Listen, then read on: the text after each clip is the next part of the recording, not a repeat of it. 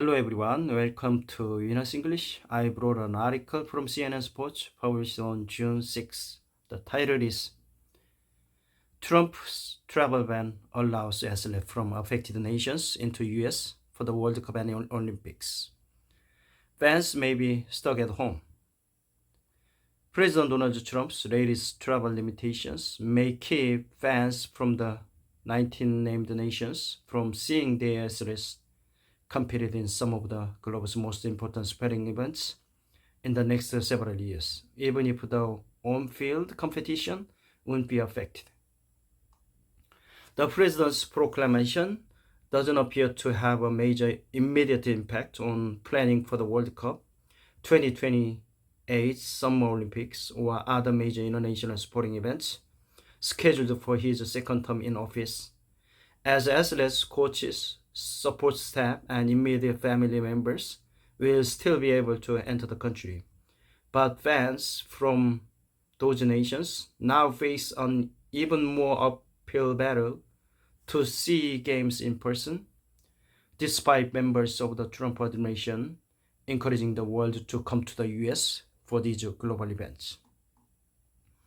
Trump's travel ban fully restricts travel from Afghanistan, Myanmar, also known as Burma, Chad, Republic of the Congo, Equatorial Guinea, Eritrea, Haiti, Iran, Libya, Somalia, Sudan, and Yemen.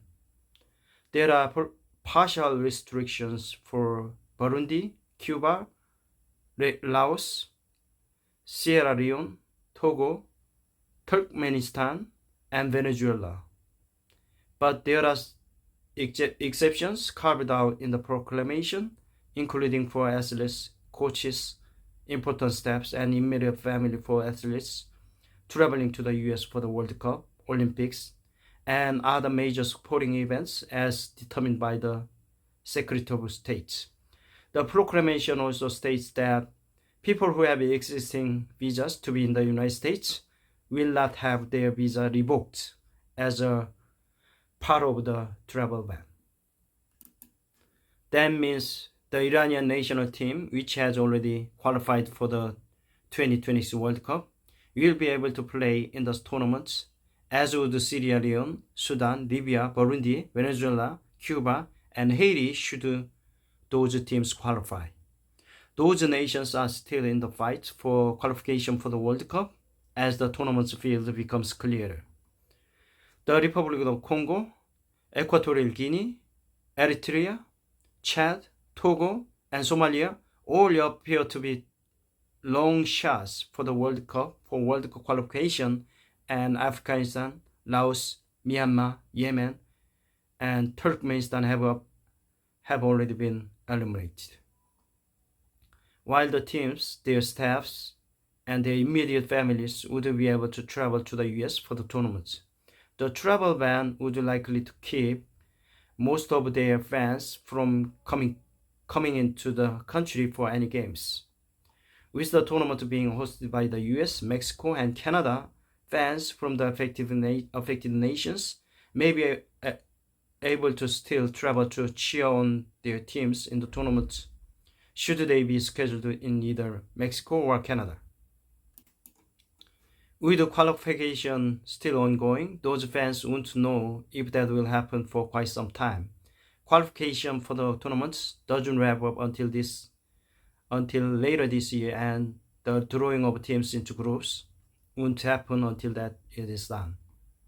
The US visa process for fans of the affected nations is already arduous, and even without a ban in place, the approvals would take time. There are already concerns over how long approvals for visas into the US may take for fans hoping to see World Cup action. There are 42 countries that are part of the US visa waiver program, meaning their citizens are allowed to stay in the country for up to 90 days for tourism or business without a formal visa. Some of the countries that are most synonymous with the Men's World Cup, defending champion Argentina, 5 times winner Brazil, Colombia, Uruguay, and even tournaments host Mexico are not part of that program. While the Trump administration has promised to speed up visa approvals for fans looking to cheer on their teams, the lengthy review process for nations that are not in the visa waiver programs might have kept fans from the 19 nations affected by the proclamation from coming to the US anyway. When asked specifically about whether fans from Iran and other affected nations would be given exemption from the travel ban for the World Cup, State Department Principal Deputy Spokesman Thomas Pigott demurred. Both people that are coming and Americans would hope that we can have confidence that when people come to the United States, when they come, that they are properly vetted, Pigott told the reporters on Thursday. I think this goes to the exact same consideration. I think this is part of what it means to host an event of this magnitude, to make sure that we can have that confidence. And again, we are in a constant communication with the countries about ways that we can see the vetting process we need to see, have that collaboration, make sure that we're having those security concerns addressed. In a response to CNN Sports question Friday on whether fans should expect not to be able to come to the US for the World Cup or Olympics, a State Department spokesperson said, "We are implementing the President's directives to secure US borders and protect Americans' communities and citizens. We are not going to get into hypothetical or specific case about application of the proclamation." Professional athlete already in the US not affected. Athletes already in the US, such as many Venezuelans and Cubans who play in the Major League Baseball, are exempted from the travel ban. When asked about these athletes, the White House pointed towards the section of the proclamation that states no immigrant or non-immigrant visa issued before the applicable effective date of this proclamation shall be revoked pursuant to this proclamation. Many foreign athletes who play in the United States do so under the P1A visa, and those are valid for 5 years. There are still some unanswered questions about the travel ban and its effect on international sporting events held in the US. While the World Cup and Olympics are specifically spelled out in the proclamation, other tournaments like soccer's Gold Cup or track and field meets are not.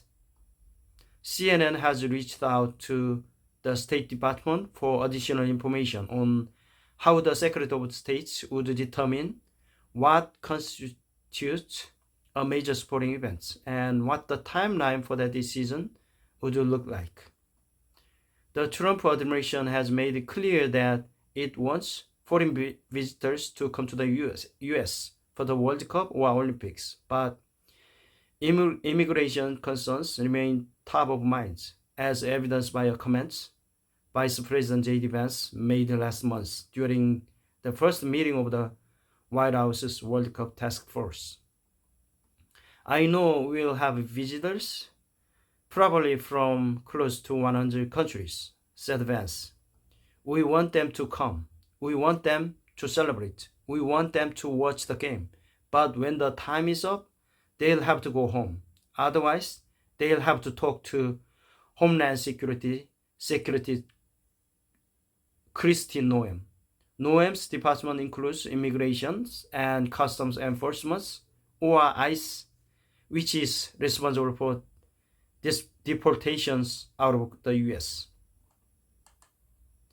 Organizers of LA 2028 said at a news conference on Thursday that they were confident the travel ban will not affect the Summer Olympics and appreciate the federal government for recognizing the game's importance.